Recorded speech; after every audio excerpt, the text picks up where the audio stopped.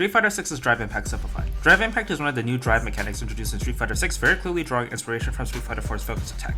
It's become one of the most controversial mechanics due to its low cost of one drive gauge, having 2 hits of armor, being very rewarding on counter hit, and even becoming unblockable when used on a cornered opponent.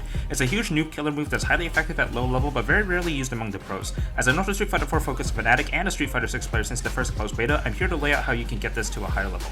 As a beginner, you want to avoid using it outright. It's effective, but ultimately a bad habit to spam it, even when made less reactable, such as through canceling from normals.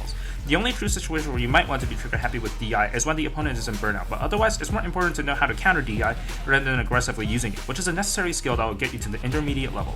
A 26 frame mid isn't actually that hard to react to when you get used to it, especially when hit stop slows it down even more. For easier practical applications, just stick to using cancelable normals in neutral and have your fingers ready to DI whenever you properly react to your opponents.